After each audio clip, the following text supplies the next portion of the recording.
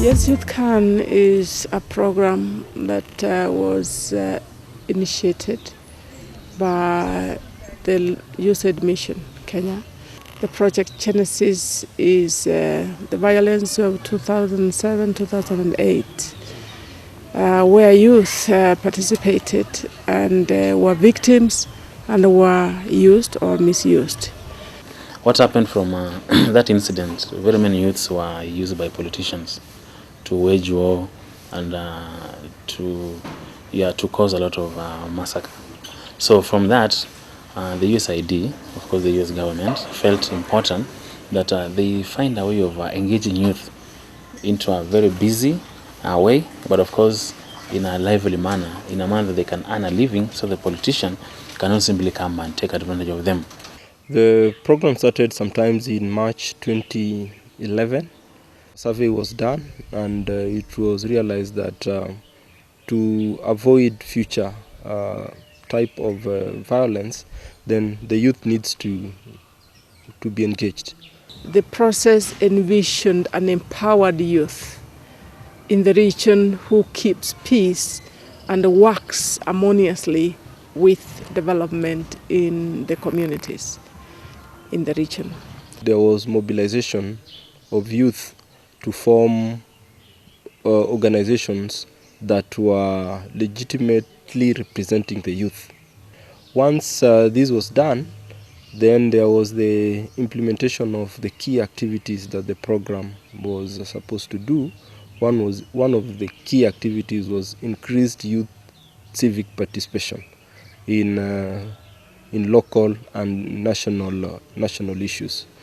Here is to enable the youths participate in decision making at the local and national level, because one thing was the youth felt sidelined and no one was listening to them. Under civic engagement, we realized that very many youth do not have identification cards, and in so doing, they cannot even open bank accounts, which is a very simple thing. They cannot even participate in an election, and that means they cannot actually influence the direction of their leadership. We also want young people to participate in issues of integrity and fight corruption. So we want them to come together and discuss about corruption very openly, so that they can even challenge and break from the past, from those traditions. The public was very skeptical at the beginning, and also were very reluctant that we are getting into engaging youth negatively to work with the US government to destabilize the government. The main challenge that is specific to the youth is a lack of vision and being impatient. They want things that are quick and things that are done for them. Illiteracy rates are quite high because in our bunges, the biggest percentage of youth membership in those bunges have not attained post-secondary school education. So when it comes to opportunity, they tend to be left out. Very few youths are graduates, and those who are graduates, most of them are not participating within the bunga activity. So it has been left for those who are very low. So in terms of developing new ideas, creating very good business plans, they have not been able to do. Very few of them actually are there to support them. So they have got to travel far to access those who actually had an opportunity to be able to do that. This country has frustrated youth through the systems. And it's not the government, it's the communities, it's the parents. It is, the way things have been handled over time. So you get a crop of youth who have a lot of frustrations from their parents, from their, education system, from the political space, from the economic space. So when they get a space to express themselves, increased youth voices. So the first voice is to the development partner, because that's the one who has opened the space. And so some of the statements, some of the words can be very discouraging. Youth have always felt excluded from the institutions that should have been governing them, and also disconnected from the society, because they had never had a vehicle in which they could sit together, discuss, and really advocate for the issues affecting their life. So, in other words, they were quite disorganized. There was no movement. A youth could not come and say, like, I'm representing so and so. In other words, there's no way a youth agenda could be had. Initially, we've had the government officers simply pinpointing a youth that come and represent them here. So youth felt like there are those who have been being biased on their behalf, and there are those who are being given opportunities more than them. The key result was increased youth voice in the region, locally and nationally, and increased youth productivity, employment and income, and increased participation of women in economic and social activities, including even political participation, particularly in decision making. With the inception of Yes Youth Can, at least youth were able to be mobilized and they came together into those legitimate structures. As we speak today, those structures, they have used it to bargain for partnerships. Currently now they have engaged the county government, and the youth within the network have been able now to get opportunities because the County Bunge Forum have been able to bargain for them.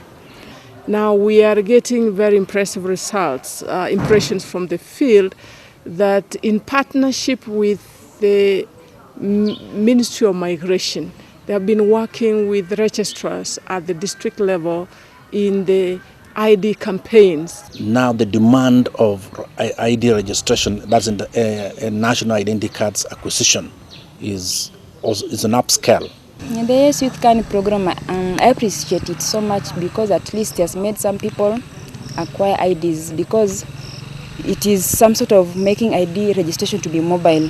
So those people who cannot be able to travel up to this far end, when the Yes Youth Can facilitates the registration office to the field, they are able to get the IDs, to register and get the IDs. To empower this youth, you need to be identified. Our constitution under the chapter on citizenship says that you must acquire an ID when you attain the age of 18. And the ID is what identifies you. And it's a document that is so crucial in everything a Kenyan does. So it is important, if we have to empower the youth to get access to a youth fund, to a YYC fund, they must have an ID.